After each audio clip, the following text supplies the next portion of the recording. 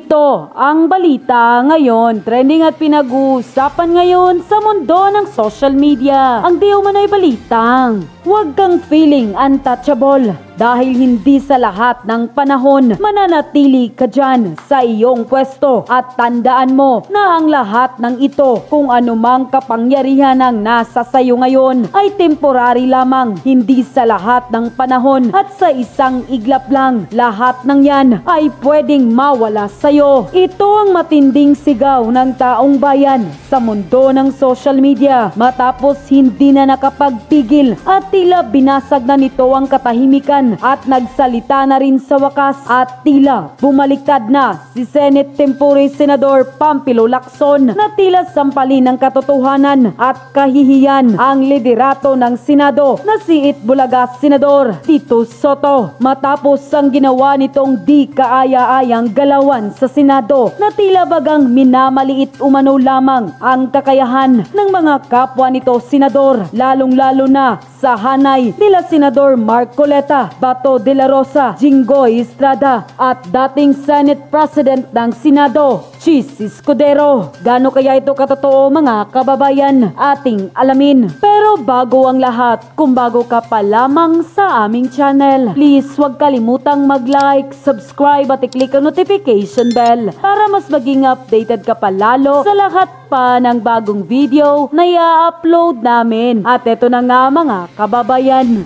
bagong Senate Tempore Senator Ping Lacson tila harapang sinupla at sinampal ng katotohanan at pinayuhan sa harap ng media si Senator Tito Soto matapos ang ginawa nitong pagtrato sa ilang minority bloc at ayon sa ilan, di umano'y tila naging utos-utusan na lang raw sa speaker na si Martin Romualdez. Ayon pa sa balita, SP Soto, pinayuhang huwag baliwalain ang minority bloc sa Senado. Pinayuhan ni Senator Pampilo Ping Lacson si Senate President Vicente Tito Soto III na huwag baliwalain ang 9 na miyembro ng minority bloc sa Senado bilang sa minority bloc na pinamumunuan ni Senator Alan Peter Cayetano, bilang minority floor leader ni na Senator Bongo, Bato de la Rosa, Amy Marcos, Ruben Padilla, Joel Villanueva, Jinggoy Estrada at Chis Escudero. Samantala, pinubuo naman ng 15 senador ang majority bloc. Ayon kay Lacson, maliit lamang ang agwat ng bilang ng 2 panig at pabiro pa nitong sinabi na baka bukas o makalawa ay makudita na si Soto. Kinumpirma rin ni Lacson na nagiging biruan din nila na huwag kunin si Senator Joel Villanueva bilang majority floor leader ni Soto dahil tila nakukudita ang mga Senate President niya kanyang napagsisilbihan. Matatanda ang naging majority leader si Villanueva sa ilalim ng pamumuno ni na Senator Juan Miguel Zubiri na napatalsik at Senador Francis Chis Escudero na pinalitan naman ni Soto nitong Lunes. Unquote. Yun ang sinabi ko kay Senate President. Sabi ko, 15 tayo, siyam sila. Huwag mong mineusin yung 9. And ang attitude din ni Senate President, ito na pag-usapan natin. Huwag natin baliwalain kasi mga kapwa senador yan. No? Tratuhin natin sila. Ikaw, kasi you are the Senate President of the entire Senate, of all the 23 other senators. Dapat yan, and he agreed, ganyan naman talaga yung attitude niya, no? Na hindi po pwedeng Senate President ka lang na majority. Pero ito pa yung isang, with a warning, manipis yung 15 against 9. Baka bukas makalawa, ikaw naman yung kinuko. No? Kaya yung naging biruan nga dyan, wag mong kukunin majority leader si Joel Villanueva kasi 2 beses ng majority leader yan na nakuko yung kanyang Senate President. Pero so doon sa aminado naman siya eh. Kaya ito si Senator Alan Peter, gusto niya i-volunteer na majority leader si Joel. Senate President Tito. Pero so dun sa naging complaint These kahapon, are light moments lang ito. pero dun sa naging complaint ng minority, dun sa naging decision tungkol kay Bryce, sa tingin nyo, dun napakita rin yung mahusay na leadership ni Tito Soto na ang naging ending, pinalipat sa Pasay City Jail. Yes, parang sabihin nating Solomonic, pero temporary yun eh. Kasi pag-uusapan nga namin, after ng hearing sa Thursday, or even before, kung hiramin siya ng House, ang recommendation ko nga is diretso na lang dito sa Senate. Mas mainam na rin dito at least wala na tayong gastos sa gasolina pag may hearing, ano. May escort pa. Mas mainam nang nandito. Interpellation ko doon sa Senate Concurrent Resolution, kulang yung transparency. Kailangan malaman natin sino ba yung naka-record din, sino yung individual proponents noong mga insertions, noong mga amendments. Nang sa ganon, tukoy natin pagka may nangyaring problema doon sa proyekto, alam natin kung sino nag-insert, lalo na kung ghost. Kung ikaw ang nag-insert dyan, ikaw ang proponent ng amendment, dapat binantayan mo yan. Dahil meron kang shared responsibility para malaman na yung inamend mo, tuloy-tuloy, maayos yung implementation. Although wala kaming participation sa implementation, pero meron kaming oversight function, yung Senado, yung Kongreso. Sorry sir, last na po on my end. Sir, kung walang record, ibig sabihin possible for the proponent to just get away with it? Possible. Wala kang record eh. Kaya nga moving forward, kailangan maging transparent all the way, every step of the way from the NEP.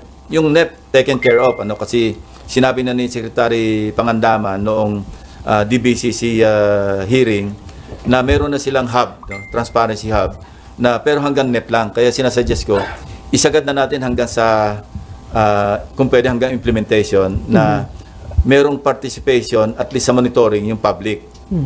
Di ba? Sabi niya meron yon, and the public can even upload photos. Kung sa tingin nila hindi na updated yung photo na in-upload ng agency na nag-implement, pwede yung public mag-participate kasi open to the public na i-upload nila yung photo para ma-update yung mga status ng mga proyekto. So sa 2026 budget, gagawin niyo sir, para clear na kung sino yung proponent? Kaya nga, pinapa-approve ko nga, kasi ang timeline nila is 3 years. Ang sabi ko, baka pwedeng isian para sa 2026 or 2027, open na lahat. Wala nang room for ghost projects, wala nang room for substandard kasi nababantay ng public. Ginawa namin yun sa Yolanda eh. Meron kaming yung naggawa kami, no, ginasusan ito ng UNDP at saka ng I think World Bank, ano. Malaki yung gastos, yung empathy, no. Transparency hub, yung why doon Yolanda eh. Ipinamana namin to, iniwanan namin ito sa NEDA at that time. Na kung pwede, kasi ang sakop lang noon, lahat ng projects, mga PAPs sa Yolanda Corridor. Nung binaba namin yung sa NEDA, gamitin nyo ito para buong Pilipinas, lahat ng infrastructure projects, livelihood, mahagip nyo, ito na yung hub, ito na yung lahat ng datos, pwede nyo ipasok dyan. Unfortunately, mukhang hindi na-sustain. Ewan ko kung nasaan na yun ngayon. Sayang yung perang ginastos ng United Nations Development Program and other mga international agencies, JICA yata nag-contribute din doon. Walang gastos ang gobyerno nga ron eh. Na-put up namin eh. Hindi naman ginamit, sayang. Okay, Ian, and then Raymond. Hindi. Ian ba? Anim pa muna. Under duress ako daw muna. Sir, Pwede ba kung tumakas pwede na kumuwi? mga 11:20, 11:30. Kasi sige, meron akong 12 o'clock. Sige, sir. Sir, Familiar pa-clarify. yung pwede na ako umuwi. Oo nga, sir. Di ba? Iniiwan naman na ako bigla dito. Hindi makarelate yung mga bata. Sige. Sir, pa-clarify lang po, yung 355 million, o yung nakita ninyong insertion, buo na 355? Yun ang inalam namin. Pero it's either yung total 355 or isang item na 355. Opo, and then kailan po yung pangangailangan na tanungin tungkol dito That's si for Senator po? 2025. Opo. Si Gaaya ng 2025. So kailan po yung pangangailangan, sir, na tawagin Nagkaroon ng award May 2025. And then, so kailan po yung pangangailangan na imbitahin si Senator Grace po para tanungin kung sinong nag-insert? Pag-uusapan namin ni Senate President at kung pwede mapakiusapan si Senator Grace po na mag-attend as a resource person, then gagawin namin. Pero how would she be treated, sir? As a former colleague.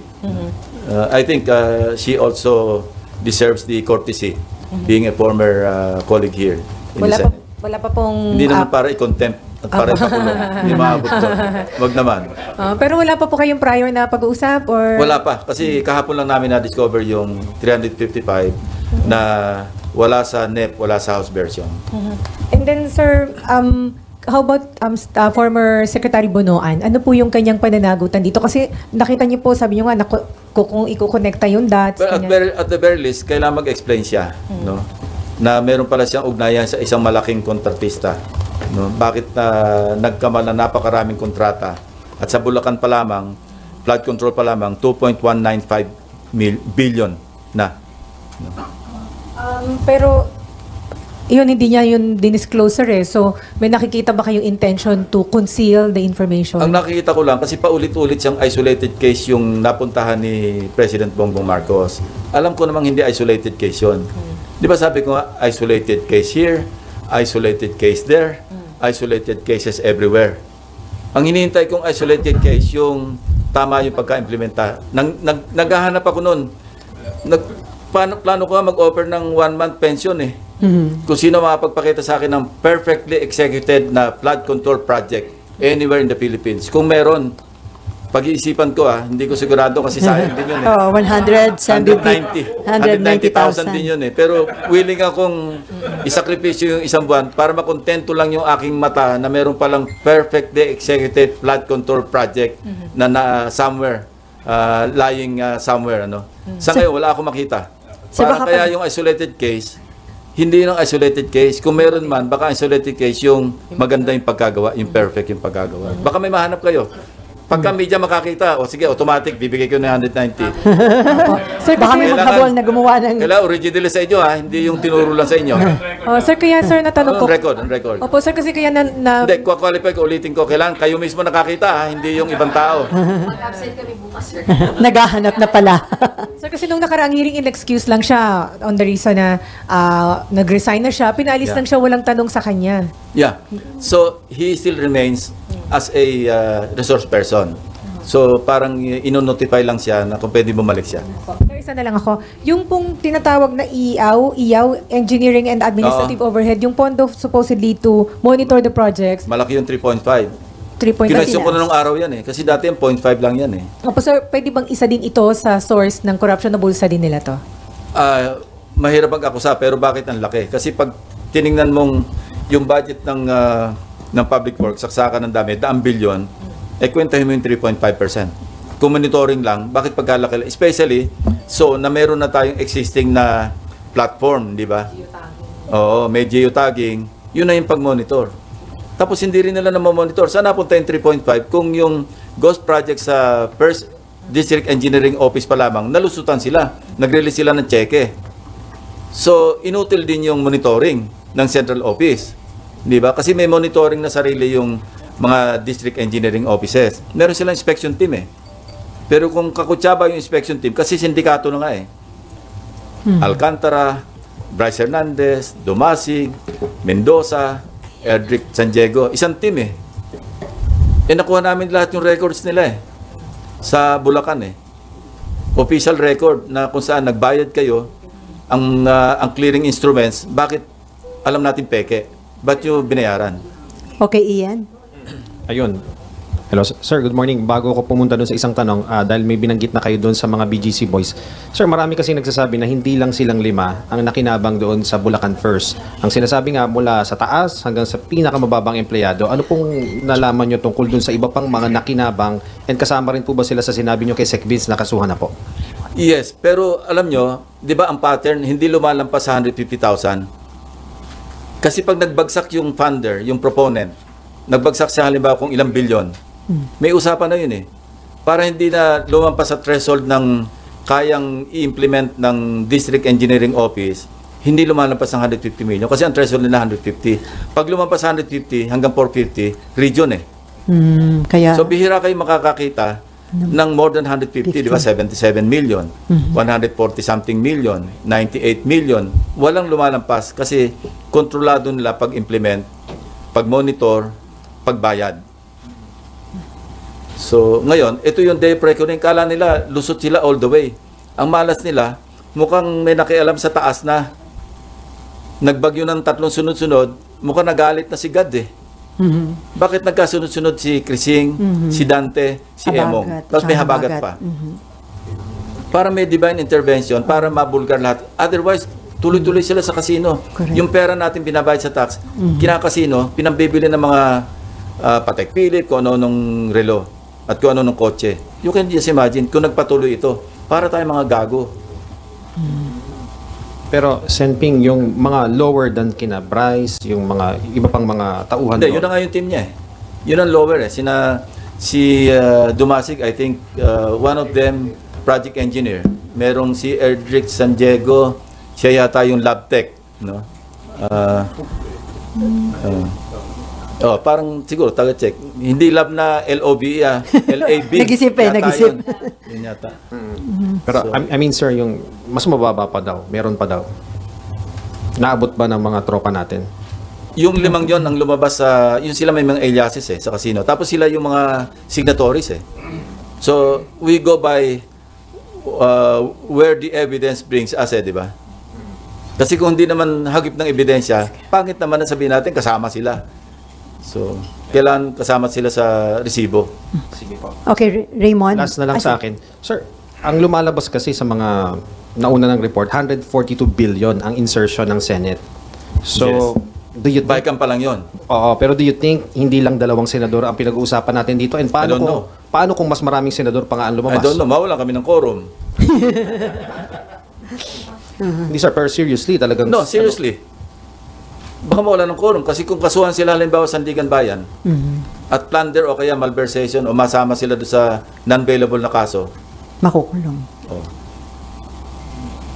hindi ko sinasabing aabot sa walang quorum.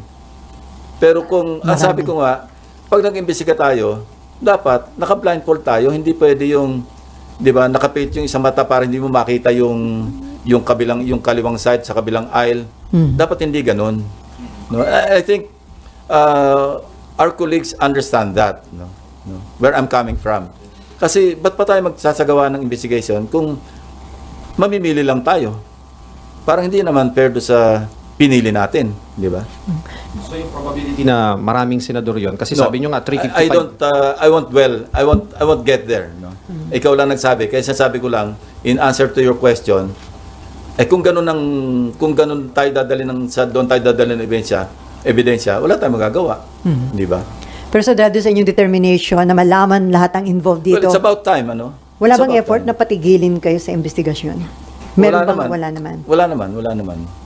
Sir, lastly, Kasi all-out support naman si Senate President. Kasi nag-usap na kami It's about time na ayusin natin. Wag yung napopulaan tayo na napopulaan. Especially so na yung magnitude, this is already beyond the Senate Ano na kikilabutan ka doon sa, isipin mo, almost 2 trillion pesos yung for the past 15 years ba yun?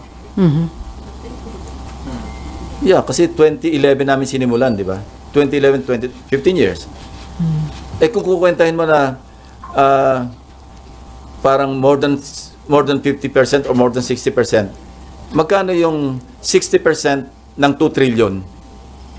Di ba katakot-takot yung inubos na pera na kung kani-kanino napunta, tapos nalulunod yung mga kababayan natin, naglilimas ng tubig baha, palabas ng bahay. Meron pa iyan? Kasi 10 minutes na lang meron sorry, tayo.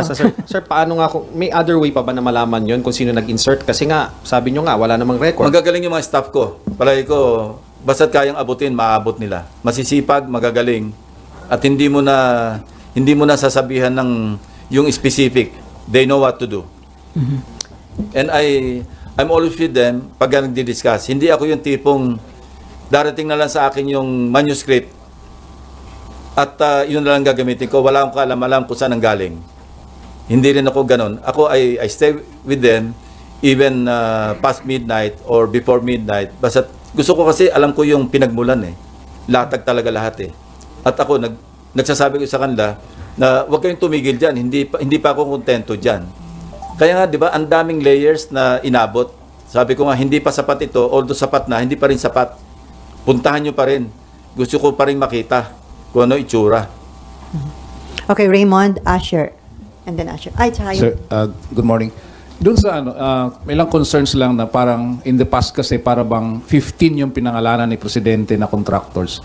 Kaya lang parang bakit masyado daw nafo-focus masyado sa mga diskaya. Now that you are the Blue Ribbon Chair, masitiyak ba natin na yung bang lahat sila, yung Yes. pangalanan doon ay mabubusisi ng gusto? Maski nga yung wala doon sa 15, di ba? Nandun sa 15 yung Darcy. Wala. Oh. Maski wala sa 15, WJ, papatawag natin. No, rest assured na hindi lamang ang focus. Kasi sila yung, ewan ko bakit sa kanila na-focus Hindi ko rin maintindihan Hanggang sa napunta pa nga gagawing state witness. Hindi ko alam. Sir, additionally, doon sa issue ng, kasi ang pinag-uusapan natin is 22 to 25. What about kung may mga lumabas mag-backtrack? During the time of 2016 to 2022, ang DPWH Secretary was Mark Villar, who is a senator right now. Si Senator Villar could be a very good resource person, at the same time, member of the panel. No, he can share. He's free to share his whatever he thinks or he knows about what happened from 2016 to 2022. At sinasabi ko sa loob, sabihin ko lang sa inyo, yung kung sa nakita ko, very, very, very active ang bank accounts ng Diskaya Couple simula ng 2015, 2016, tapos naging active uling sobra 2025. Thank you, Tim. Okay. Yung sa likod mo na, si Mary. Mary Mon Reyes, sir, from One News One PH po. Bali, sir, for the record lang, sa susunod na pagdinig, inaasahan pa rin po ba natin yung participation po ni Senator Marcoleta and yung ilang mga welcome pa rin pong mag-participate si Senator Jinggoy until may complaint po sa kanya na nasasangkot? All the senators, kasi ang membership ng Blue Ribbon, 17. Kasama ako doon. Plus ex officio na, 3 na lang naiwan kasi ex officio ako. So, bali ilan yun? 3 lang yung o 4 lamang yung senador na hindi members who can also participate. Now, yung minority representation, iwanan namin sa kanila, bibigyan lang namin sa kanila yung numero. Ito yung inyong number of slots sa membership. Kayo rin ang bahalang pumili kung sino yung vice chairman. Sa ngayon, ang vice chairman sa majority, si Senator Erwin Tulfo, because he requested me to be the vice chairman. And I agreed. So, hingi rin kami ng isang vice chairman from the minority group. Kung sino man yon, hindi ko alam. Ang dating vice chairman yata, Senator Bato at saka si Senator Bongo. Now, if they would like to elect a new vice chairman, pero nilimit ko na lang sa 2 vice chairman. Katakot-takot na yung mga vice dito eh. 3 yung vice chairman sa Blue Ribbon. So sabi ko, 2 na lang, isang majority, isang minority. Pero wini-welcome pa rin po natin yung participation ng ilang Because they are nasasangkot. senators. Until po may complaint or case na ipa-file against them po. Tsaka po. Maski merong cases filed, they can still participate because that's their right. Until convicted, wala na silang karapatan kasi convicted na. Asher? Final conviction, Okay na. meaning Supreme Court, yung affirmed by the Supreme Court. Okay. Okay, before Mayan, sir, sabi nyo, hindi pwedeng minosen yung minority block dahil 9 yung members. Ilan na nga kailangan, pwede nang magpalit, Yun ang diba? sinabi ko kay Senate President. Sabi ko, 15 tayo, siyam sila. Huwag mong minosen yung 9. And ang attitude din ni Senate President, ito na pag-usapan natin. Huwag natin baliwalain kasi mga kapwa senador yan. No? Tratuhin natin sila, ikaw, kasi you are the Senate President of the entire Senate, of all the 23 other senators. Dapat yan, and he agreed, ganyan naman talaga yung attitude niya, no? Na hindi po pwedeng Senate President ka lang na majority. Pero ito pa yung isang, with a warning, manipis yung 15 against 9. Baka bukas makalawa, ikaw naman yung kinuko. No? Kaya yung naging biruan nga dyan, wag mong kukunin majority leader si Joel Villanueva kasi 2 beses ng majority leader yan na nakuko yung kanyang Senate President. Pero so, Aminado naman siya eh. Kaya ito si Senator Alan Peter, gusto niya i-volunteer na majority leader si Joel. Senate President Tito. Pero so dun sa naging complaint These are kahapon, light moments lang ito. pero dun sa naging complaint ng minority, dun sa naging decision tungkol kay Bryce, sa tingin nyo, dun napakita rin yung mahusay na leadership ni Tito Sotto na ang naging ending, pinalipat sa Pasay City Jail. Yes, parang sabihin natin Solomonic, pero temporary yun eh. Kasi pag-uusapan nga namin, after ng hearing sa Thursday, or even before, kung hiramin siya ng House, ang recommendation ko nga is diretso na lang dito sa Senate. Mas mainam na rin dito. At least wala na tayong gasto sa gasolina pag may hearing. May escort pa. Mas mainam na nandito kasi meron naman kaming facility rito. At yun na nga mga kababayan, ano na ang masasabi mo? Kung mayroon kayong hinaingat komento patungkol sa balitang ito, please comment down below. Pag-uusapan natin yan sa comment section. At kung nagustuhan nyo ang video, ay huwag kalimutang mag-like at i-share na din para mas marami pang makaalam at umabot ito sa marami sa ating mga kababayan. Maraming salamat po!